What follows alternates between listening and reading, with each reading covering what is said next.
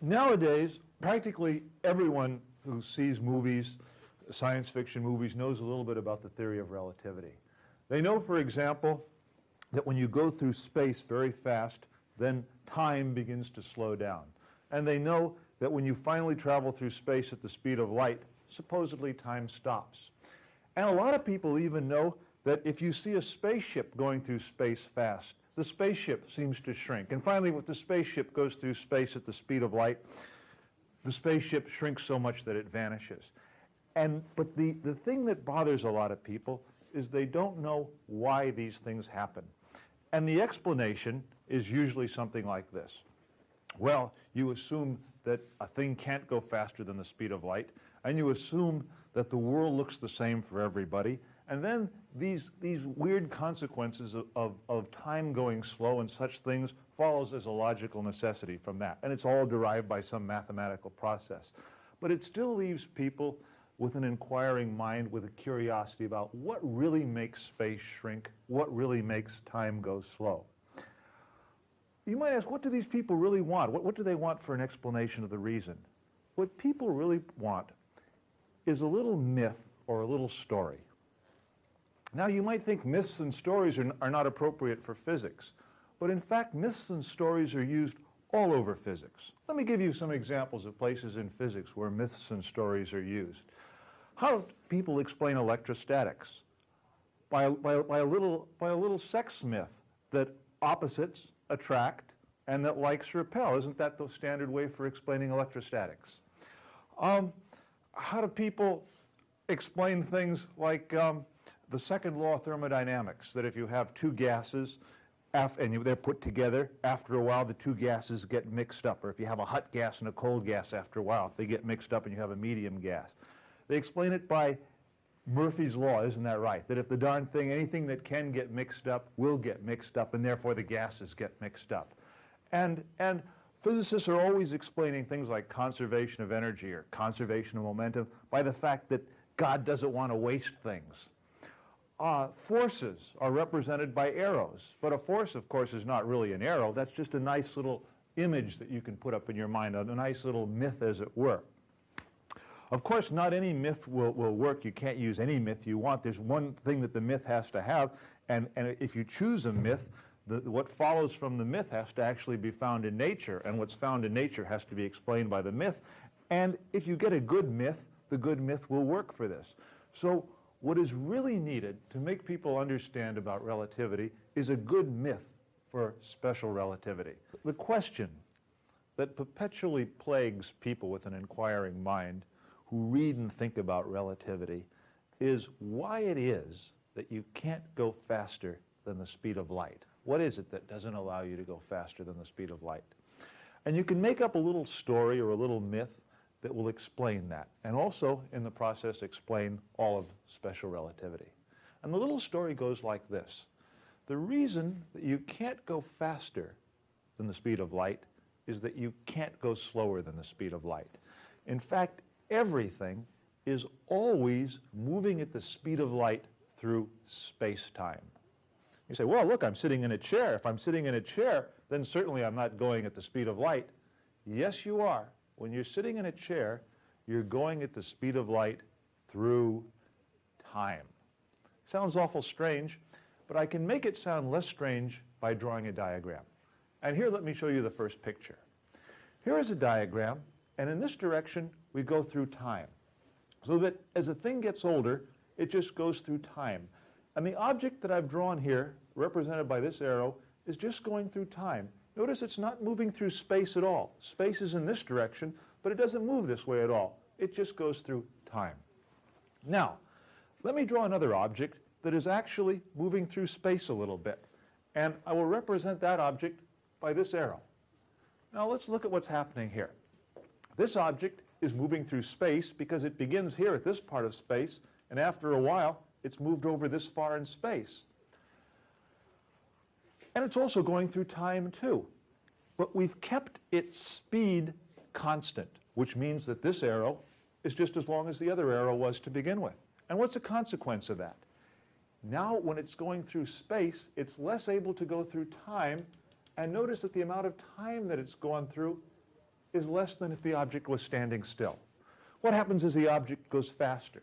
If it goes faster, it goes through more space, but as it goes through more space, it's able to go through less time. Finally, in the extreme case, how fast can an object possibly go? Well, it can use all of its speed for going through space. But look, if it uses all of its speed through going through space, how much speed has it got left for going through time? None at all. And this illustrates the idea that everybody knows from science fiction, that if the speed of an object begins going through space as fast as it can, which is, of course, the speed of light, then it doesn't go through time at all. And here you see it goes along here, but it doesn't age at all. Now, there's an important idea that I want to put out here. It's true that for the objects I've illustrated here, you see them going through time more slowly. But the question comes, if you yourself were going through space at the speed of light, or at half the speed of light, would you see yourself aging more slowly? And the answer is no, you would not. Why is that? The answer is because you see these objects going through space. Can you ever see yourself going through space? The answer is you can't get away from yourself. As you see yourself, you always keep a constant distance from your own nose. Therefore, as you see yourself, you are never moving through space. Therefore, you must always see yourself moving through time, and so you cannot see time for you running slow. Even though you can see time for me running slow, and I can see time for you running slow, I can never see time for myself running slow, or you can never see time for yourself running slow. Now, in a lot of science fiction stories, people wonder how the world would be or how the world would look and feel to move at the speed of light. And in fact, you are moving at the speed of light right now.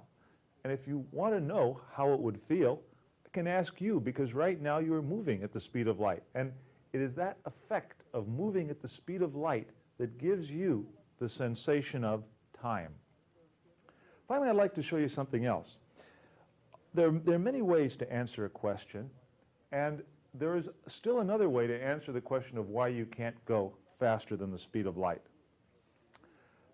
In fact, the way of the guru, the guru, when you ask the guru a question, the guru answers by asking you another question. And if anybody should ever ask you why you can't go faster through space than the speed of light, you might ask them back, well, why can't you go faster through time?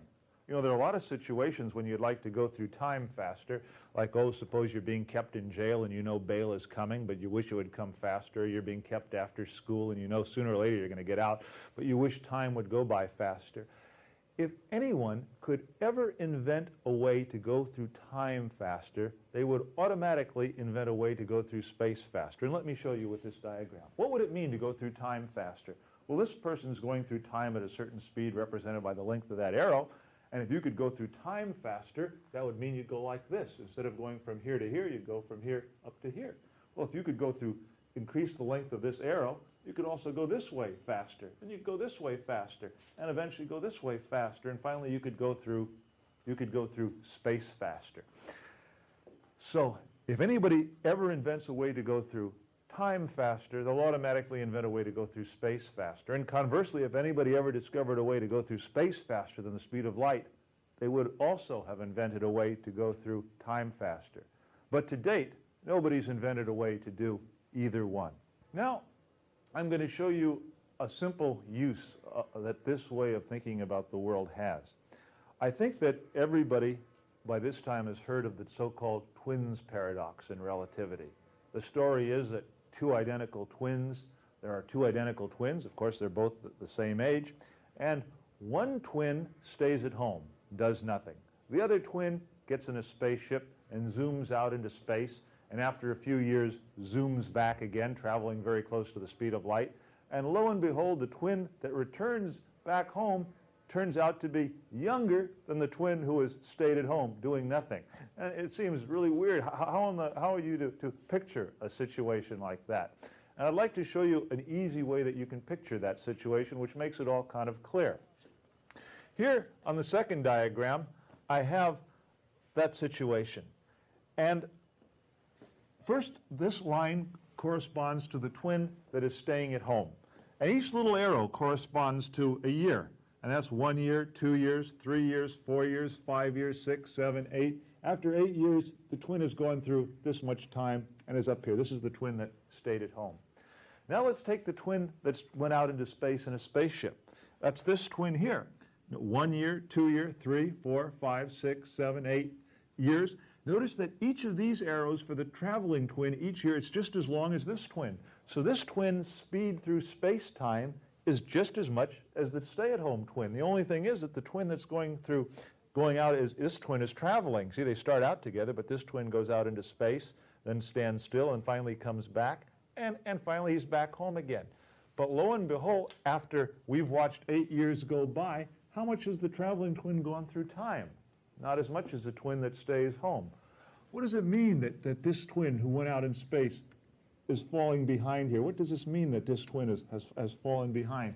This distance means that the traveling twin has actually come back younger, and in the diagram that I have it's about a year and a half. He's about a year and a half younger than his brother who stayed at home by virtue of the fact that he used his speed to travel through space and not to travel through time. Okay, good enough. Now, I've finished an idea, and I want to give you a little quiz to show you, see what you have learned. I want to ask you this question. Suppose there is someone, and that person is traveling through space at half the speed of light. How fast are they traveling through time? What's their speed through time? Well, you might begin and you would think, well, gee whiz, if you're going through space at half the speed of light, and you'll go through time more slowly, of course, and since you're going through space at half the speed of light, maybe you're going through time at half the normal speed too. You know, you've divided your speed in half, using half of it for space and half of it for time travel, and maybe that's what you're doing. But it works out that it's not quite that way, and I'd like to show you a diagram that illustrates the situation. Here in this diagram is time running this way and space running this way. I haven't written down time, but it's the same as all the other diagrams. And this arrow represents an object which is going through space at half the speed of light. Why is that? Because if it was going through space at the full speed of light, it would go this far, and if it's going through space at half the speed of light, then in that amount of time it goes only half as far. And so this object goes half. It represents an object that goes going at half the speed of light. Now, how fast is that object going through time? Well, it's going through time. While it gets going at half the speed of light, the amount of time that it goes through is this amount of time right here. Had the object been standing still, it would have gone through this amount of time, and so it's going a little bit less than the speed. Its speed through time is a little bit less than the speed that it would have if it were standing still. How much less? How much less? Well, I've divided this thing up, and I have here 1, 2, 3, 4, 5, 6 units. Were it standing still, it would have gone through about 6 units of time. Because it's moving at half the speed of light, it doesn't extend through 6 units of time. It only extends through about 5 units of time. What that means is that if you were to watch an object age, and the object, as you watched it, were traveling through space at half the speed of light, then the object would age at approximately 5/6 of its normal rate of aging. What does 5/6 of its normal rate of aging mean? That means that if 60 minutes went by for you, for the object that you watched, only 50 minutes would go by. Not very much difference. Even at half the speed of light, time is going slow for the object, but it's really a relatively small effect. Before time can really slow down for that object, it has to really get up a lot closer to the speed of light than just half the speed of light. In fact, that's probably why it took so long for relativistic effects to be discovered, because they're not very pronounced at small speeds. Now, I would like to put a question to you, and this question is, suppose you want an object to travel through space, and you want it to go through space so fast that for its clocks will seem to be running at half their normal speed. How fast will that object have to go through space? Well, you think a little bit, and it turns out that the diagram just flips like this. You would just put in an arrow down here, like so, And now, if an object moved like this, it would go through only 3 units of time. How fast would it be going through space? Well, 5/6, isn't that right? It would have to go at 5/6 the speed of light in order that it should go through space at half the normal speed, so that its clocks would read 30 minutes in the time that your clock would have gone through 60 minutes. It's interesting when you did this, most people will see this right away, but what they do in their mind, it's the first time that you begin to treat what you knew about space, what you knew about time, you begin to use on space, and what you use on space, you begin to use on time. You just flip the space and time axes, and so you see the answer comes out. And you see that now you begin to think mathematically, and as you think mathematically this way, you begin to think of space as being something like time, and time as being something like space. Now, I want to show you how the diagram that we've used so far can be made more realistic. So far, we've talked about a diagram in which time ran just in one direction, and space ran in just another direction. But that's not very realistic. Of course, space not only can run this way, but of course space can run the other way too. In fact, to make the thing still more realistic, what we should do is have sort of a flat surface here so that we can have space with 2 dimensions, and then time would come like this. And we can represent kind of a flat space of the world. And it makes the thing look more like the real world. If we go to this kind of a diagram, then what we have to do is say that if you're standing still, you're just going through time, and you're going like this, from here up to here. If you begin to travel through space, then you go like this, or like this. And as you go over through space, and you're moving to the right here, you're going through time more slowly. And if you were to travel at the speed of light, then of course you'd just be going in a direction like this. You'd just be going through space, and you would not be going through time at all, and you'd have a choice of directions. And this is not very bad representation of the world, because on this, as I said, on this flat surface here, you can draw maps, and people frequently do think of the whole world as just a map, and the diagram allows that. Now that I've gone that far, I'd like to ask 2 seldom asked but salient questions. Why is it that when God created the world, he actually made several space dimensions, in fact, 3 dimensions of space, but only 1 dimension of time? Why didn't God decide, well, look, I'll make 3 dimensions of time and 1 dimension of space? Or why didn't God say, look, I'm going to be fair. I'm going to make 2 dimensions of time and 2 dimensions of space? Why is it that the world is put together that way? You see, it's a fair question to ask, because you remember earlier on, we saw that time was very much like space, and you could easily answer certain questions just by switching time and space. So time is not that much different from space, and it's a fair question. Why 1 dimension of time and 3 dimensions of space? And another seldom asked but important question is this: why is it that people are free to move in space? You can move to the right, you can move to the left, you can move forwards, you can move backwards, but in time, you're carried forward relentlessly at 1 speed in 1 direction, and you have no choice. Why is travel through time so different than travel through space? I want now to extend the myth, to explain why it is that you're drawn through time in 1 direction relentlessly at 1 speed and have no choice, whereas you can move through space in various directions, and why it is that time has 1 dimension while in space there are 2 or 3 dimensions perhaps. Why is that? I will make up a little extension of the myth. In the beginning, when God created the world had 4 dimensions, and the 4 dimensions were all alike and undistinguished from each other. That is, all 4 dimensions were the same. There was no time and there was no space. And then God created atoms and electrons and photons, and he embedded them in the space. And of course, like all things, these things had to move at the speed of light through space-time. Now, as you know, when a thing begins to go faster and faster, space shrinks more and more. And when finally a thing goes at the speed of light, space in the direction that the thing is going shrinks so much that space in that direction ceases to vanish. So for every individual particle in the universe moving at the speed of light in some direction through space-time, that particle will lose the dimension in the direction that it's going. One dimension will completely wipe out by virtue of the fact that it's going at the speed of light. So if you have 4 dimensions and you subtract 1, 4 minus 1 is 3.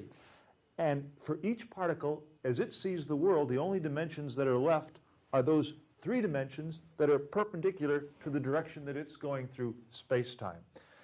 And so it sees those 3 dimensions and calls that space. And the ghost of the 4th dimension that's lost in the direction that it's going, that becomes felt by the particle as the current of time. Now, all the particles in the universe are headed in different directions, and therefore each one takes the direction that it's headed in as the proper direction of time. But since different ones are going in different ways, everybody slightly differs from everybody else as to what the proper measure of time is. Now, if you can understand how an object is oriented in 4 dimensions, then you can figure what its projection must be in 3 dimensions, that is, what its shadow cast into 3 dimensions is.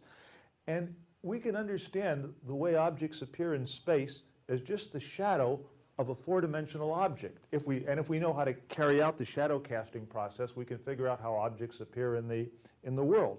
And I would like to show you how to do that process. And as an example of an object in space, I've picked an object that's always represented sometimes as the world, which is the United States of America. And here behind me is a picture of the United States of America. And here, in this first picture, the United States of America is just going through time. You're just seeing the country standing still. And as time goes on, of course, the United States will age, which means that it will move up through time. Of course, we see the space. This is our space back here. And as we watch the United States, we do not truly see the 4-dimensional United States. We only see its extent in space, which we'd call a map or a photograph, which is really the shadow down here. But notice, as the object moves this way through time, the shadow looks just like the country. It's an exact silhouette of the country. Nothing happens. Except, of course, the country, that everybody gets older as you watch. It doesn't move through space, but everybody and everything will age. Now, how would it look in the event that you saw the United States in motion? Of course, by the way, there are 2 ways to set the United States in motion. One way, you could set the whole country moving through space, or another equivalent way, you could let the country stand still and you could move yourself. That would also work. Here in the second picture, I've shown what the world would look like if the United States were seen not at rest, but were seen in motion. Incidentally, there are 2 ways to put the United States in motion. One is physically to pick up the country and set it in motion, and the other way is to leave the country alone, but to move yourself. Either way, as far as you're concerned, it will seem that the country is moving. And the particular way that I've set the United States moving is to the east. You see here, this arrow shows that the United States is moving through time. That means everybody is getting older. But the arrow is also tipped a little bit this way towards the east, which means that the whole country is going to move this way. And therefore, as you see the shadow of the country, which means how it appears in space, you'll see that the shadow is drifting off in the easterly direction. Now, let's look at a few things about that. The proper space of the United States, remember the story, is that in the direction you're going, that's time, but what's left of space is always perpendicular to time. And here's the space of the United States, and the space of the United States must be perpendicular to the direction that it's going through time. So when the country is set in motion, the country itself must be tilted. What consequences does that have? I'd like to show you what consequences that has. Well, it has these consequences.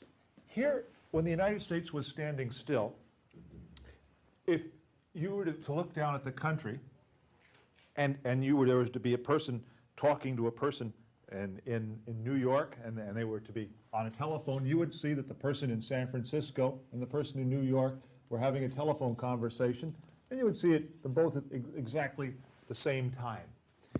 Here, if you were to look at the country, when you see the country in motion, you get the strange effect of the desynchronization of time, and the event, while 2 events might be happening at the same time on the country itself, as far as they were concerned, you would see the event in San Francisco seem to happen ahead of the event in New York. You see that they're desynchronized in time by virtue of the fact that the country is tilted. And another thing happens because of that, and that is this. If you look at the country as projected into your space, you have to take the shadow of the country. And here, down here, is the shadow of the country. And when it's in motion, the shadow has to shrink. Not all dimensions of the shadow shrink, but if it's moving to the east, the dimension from New York to San Francisco shrinks. So the country appears to shrink in this direction, east-west. But if you say take the direction from Chicago down to Dallas, that dimension does not shrink because the country is moving in the east-west direction. It's not moving in the north-south dimension. You can see what's going to happen here. If you make the United States go, imagine the United States is seen moving to the east faster still. Well, then you would, of course, have to tip this arrow even more. And as you tip this arrow even more, you make it go to the east faster, but in consequence, you make it go through time even more slowly. And also, the surface of the United States is tipped like this, even more steeply, so its shadow becomes even more contracted. And in the extreme case, if the United States is finally moving at the speed of light to the east, then in that event, it's not going through time at all. The United States is tipped exactly like this, and its shadow vanishes. And everybody knows that when you see a spaceship move at the speed of light, or anything move at the speed of light, the thing vanishes. And of course, the reason is that the shadow would be seen edge on, like Saturn's rings, edge on, vanish. Well, there in one picture, summed up, is the whole special theory of relativity.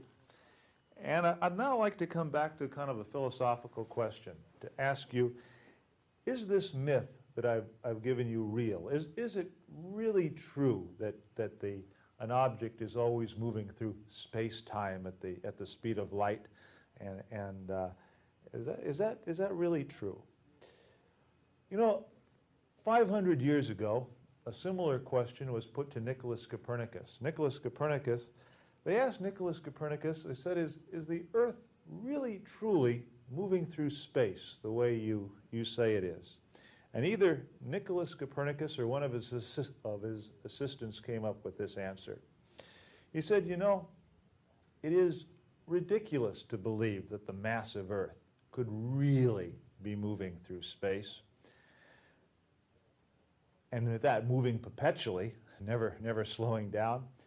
But Copernicus said, if you will just pretend, imagine that it's moving through space, then it makes the workings of the solar system easier to visualize and the calculations easier to do.